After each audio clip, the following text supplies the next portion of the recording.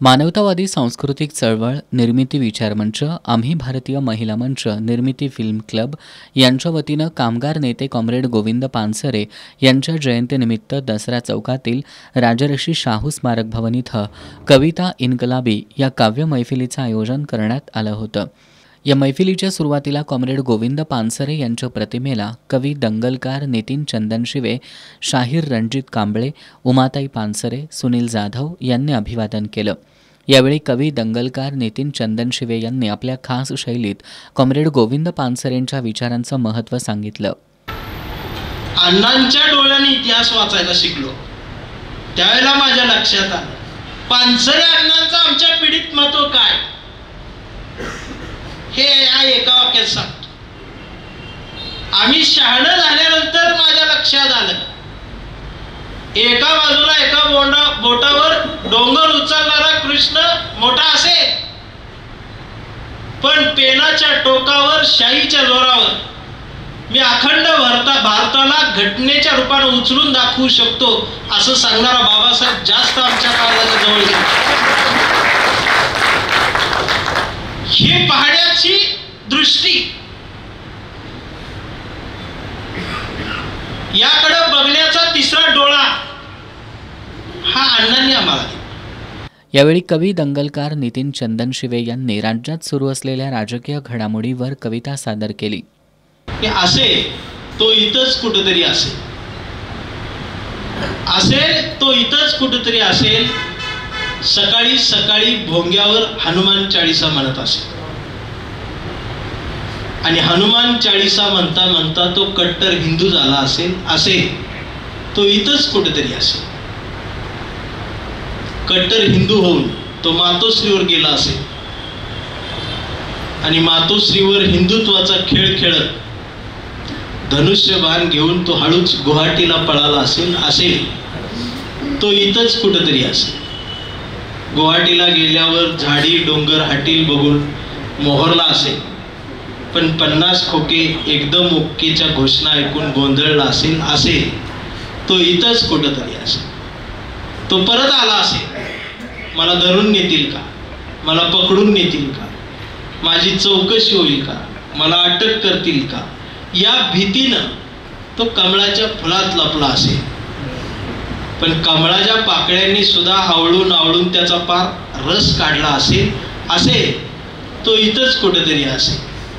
प्रत्येक कडव्यात वेगवेगळे पक्ष आहेत, त्यामुळं पुढच्या कडव्यात तुमचा पक्ष तुमचा नेता असू शकतो आणि सगळा रस निघून गेल्यावर त्याची दाढी वाढली असेल आणि अचानक त्याला भारत दिसला असेल आणि तो भारत जोडोच्या यात्रेत सामील झाला असेल. पण इथं नेमकं चालायचं कुणासाठी कुणापर्यंत हीच त्याला कळत नसेल. असेल तो इथंच कुठेतरी असेल. शेवटी वेळ झाल्याची त्याच्या लक्षात आली असेल म्हणून तो घड्याळाजवळ आला असेल. मग इथं काकाजवळ बसायचं का पुतण्याजवळ थांबायचं हीच त्याला कळत नसेल. शेवटी मग तुतारी वाजवली असेल. असेल तो इथंच कुठेतरी असेल. आणि मग सगळ्यांनीच नाकारल्यावर तो चिडला असेल. तो पॅन्थर झाला असेल. त्याला बाबासाहेब आठवले असतील आणि मग तो हळूच RPI मध्ये गेला असेल. पण त्याच्याच अध्यक्षाच्या कविता ऐकून ऐकून तो गंजला असेल आणि त्याला वंचित झाल्यासारखं वाटत असेल. असेल तो इथंच कुठेतरी असेल आणि मग तो हळूच वंचित मध्ये आला असेल. पण इथं नेमकं वंचित कोण हीच त्याला कळत नसेल.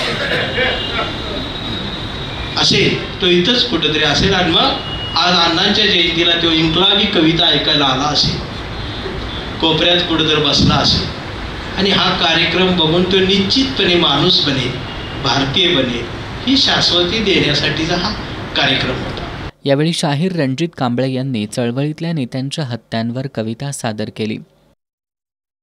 क्या जी काही परिस्थिती आहे या परिस्थितीला उत्तर देताना दाभोळकर असतील, पानसरे असतील, कलबुर्गी असेल, गौरी असेल, या सर्व विचारवंतांच्या हत्या होत असताना अनंत राऊत सारखा एक संवेदनशील कवी जागा होतो आणि तो लिहायला लागतो की वार कर डोक्यात माझ्या ठेवण्या शाबूत घर, की वार कर डोक्यात माझ्या ठेवण्या शाबूत घर, भर तुझी बंदूक भडव्या घे नवा दाभोळकर, भर तुझी बंदूक भडव्या घे नवा दाभोळकर.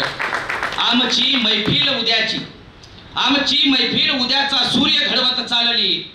तू बुडाशी धर्म घे अन पोरका अंधार कर. तू तुझ्या पुढच्या पिढ्यांना मान्य होशील काय रे?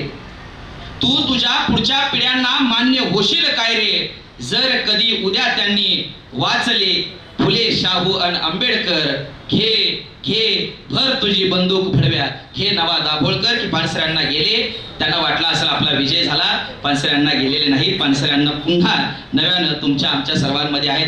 यावेळी सारे धर्मग्रंथ वाचले. पानं चाळताना फक्त एवढी चूक झाली, बोटाला जिभेवर न्यावं लागलं. मी धर्माला थुक्का लावला आणि मी माणूस झालो, यासह इतर अनेक विद्रोही कविता सादर करण्यात आल्या.